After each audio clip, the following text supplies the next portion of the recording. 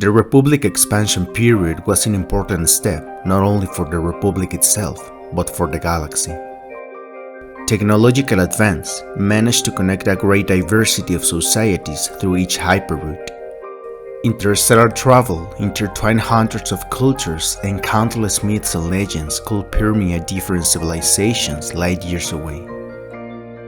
However, even though explorations into unknown space could become more and more common, the galaxy continued to preserve great mysteries in its vast immensity. Clearly, there were places that were difficult to access or out of reach, even for the technology created by the Coruscant, Corellia, or Duro societies. Legends came and went between the years of brave explorers, from cacodemons that were mythological demons that lived in the deepest darkness, or in Kashyyyk, about the Nightcrawler, a creature of Wookiee legend that lived in the bottom of the deep forest and that he would drink the blood and spirit of his prey. But even in the immensity of this galaxy, cultures or any living beings that defy the imagination could be in any galactic sector. The Outer Rim territories are, without a doubt, one of the least explored places in the galaxy. Within this region, there are countless planets and areas to discover among them. In the year 15,500, before Battle of Yavin, one of the main expeditions by Republic explorers took them to sectors in the Outer Rim, very close to the Titan Cluster, former enemies of the Republic, and where in the past, Zim the Despot raised his ancient empire. To the surprise of the explorers, near the planet Murkana, they encountered some mythical creatures that in the past had been protagonists of their childhood stories. The Duinuogwuin, also known as the Star Dragons. The Star Dragons are massive creatures resembling serpentine multi-legged beings, adorned with gossamer wings. While the typical size of a Star Dragon measures around 10 meters, there are tails of dragon exceeding lengths of more than 100 meters. These majestic wings are adorned with scales, imparting a reptilian look-alike, yet their characteristic floppy external ears distinctly evoke mammalian features. The dragons have one pair of legs for every body segment, while their wings are attached to the upper portion of one segment. The dragons hold the body segments closest to their head erect, and the legs on this segment have evolved for use as arms and hands. The scales on a Star Dragon's face are so fine that they resemble pebbly skin, and the irises of the Duinuogwuin's eyes sparkle and vary according to a dragon's mood. The body scales of the Duinuogwuins are basically gray, but this coloration varies greatly within the tone, from dirty white to silver to light blue or even to black. Regrettably, no Star Dragon has ever allowed dissection for scientific study. However, it can still make some educated guesses about their physical attributes. Their bodies, composed of segment parts like insects, reptilian scales, suggest that Duinuogwuin represent an evolutionary amalgamation rather than a species adapting to environmental pressures. Perhaps one of their most intriguing features is their ability to fly. Given their delicate wings and the demands of gravity on most planets, it's plausible that they possess some concealed organ resembling a repulsor lift mechanism, enabling their colossal bodies to take to the skies. The key trait showcasing their adaptability is their ability to navigate space without the need for protective gear. To achieve this, Duinuogwuin must possess the capacity to recycle oxygen and water while hermetically sealing their bodies to prevent the loss of these vital resources. This self-sufficiency, in terms of their physiology, allows them to thrive in a wide range of planetary environments without concern for external challenges. On occasion, Star Dragons have also been observed to exhale superheated gases capable of scorching or melting anything short of plastisteel. The ability to generate such heat suggests that Duinuogwuin have also a highly unusual method of generating immense amounts of energy, possibly some sort of organic cold fusion. Duinuogwuin are secretive about their past. and they treat inquiries into the nature of their physiologies with polite indifference at best. Most representatives of the species have lived for such a long time that they are no longer surprised by the actions of others. The Duinuogwuin are such an ancient species that no one knows the location of their homeworlds except, possibly, the Duinuogwuin themselves. However, they had adapted to environments on a great variety of worlds and are often encountered where one least expects to find them. There are documented reports of star dragons inhabiting the dark, humid world of Borz'Mat'oh, the steaming, ammonia-filled jungles of Kona, and the vast pylon cities of Columbus.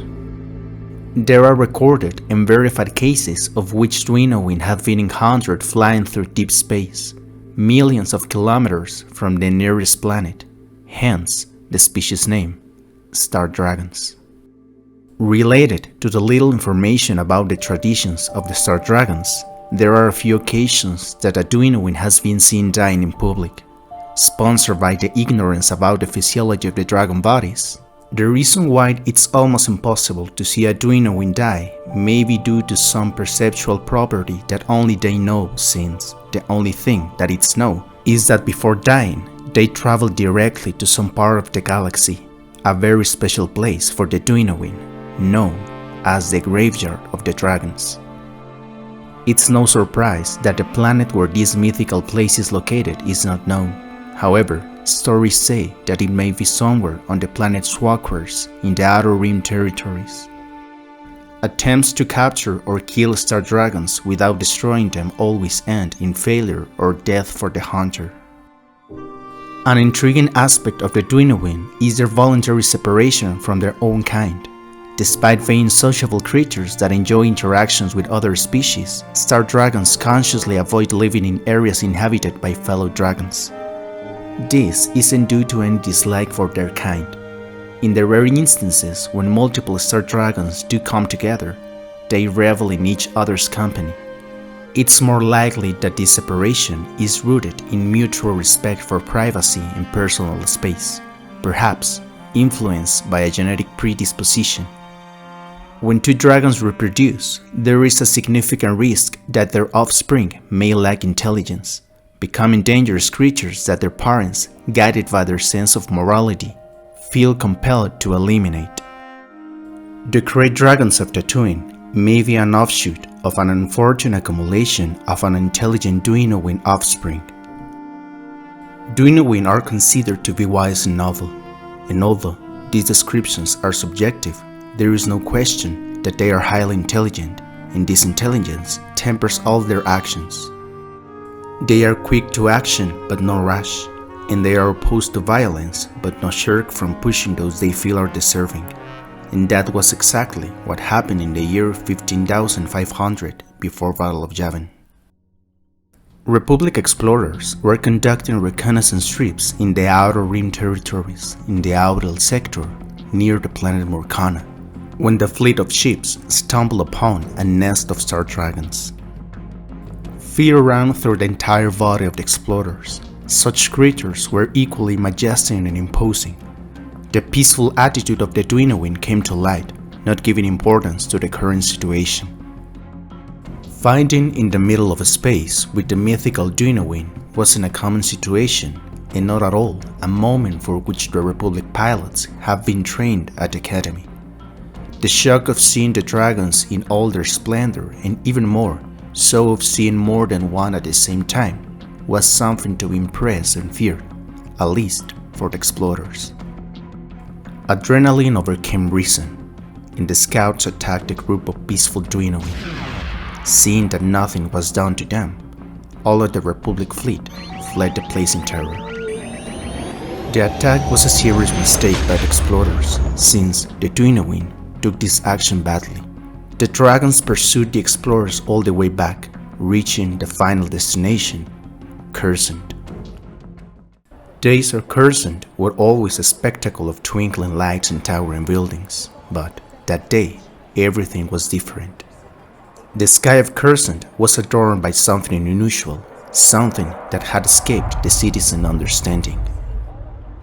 What stole the attention of the Coruscant in the sky were the silhouettes of enormous dragons becoming increasingly clearer as they entered the planet's atmosphere. Dragons flying with serpentine movements, their gossamer wings glittering like jewels as they descended silently towards the city. The population of Coruscant stopped in their tracks, watching in fear the unusual celestial display. People gathered in the streets, pointing trembling fingers at the descending dragons. Some disturbing murmurs rose from the crowd. The engines of nearby ships shut down as the pilots watched in disbelief from their cockpits. The entire city was expectant and afraid of what these visitors were going to cause. The flames were the response that the Duinuogwuin gave to Coruscant because of the previous attack near Morcana, a fire that illuminated all the Coruscant's architecture. A deafening roar shook the buildings that stood in the city, while the terrifying silhouettes of the dragons swooped down in a movement as terrifying as it was glorious, and thus the inhabitants of Coruscant understood in an instant the nature of their arrival. The fire spat by the dragons destroyed buildings and vehicles. The flames consumed everything in their path, and terror took hold of the inhabitants. Screams of anguish filled the air, but the dragons didn't stop. Each building that fell into ruins was retribution for the daring to attack such imposing beasts. Coruscant, once a glittering metropolis, became an inferno of fire and destruction. Security forces fought desperately to contain the devastation, but were powerless against the dragon's fury. The leaders of Coruscant, stunned and desperate, watched helplessly as vengeance was unleashed upon them. It was the actions of Supreme Chancellor Fillorean that saved Coruscant from ruin. Fillorean ignored demands to mobilize the Republic Navy and instead made an attempt to communicate with the Duinuogwuin, something that was beneficial since the Supreme Chancellor realized the great intelligence and inclination for peace of the dragons. Fillorean was able to have contact with Borz'Mat'oh, a leader and philosopher of the Duinuogwuin, and after a meeting between both representatives, they were able to reach peace between both societies. In the wake of mutual peace, Fillorean and Borz'Mat'oh founded the University of Coruscant, an academic institution that for thousands of years attracted the greatest minds in the galaxy. In honor of its two founders, statues of both leaders were erected within the main campus.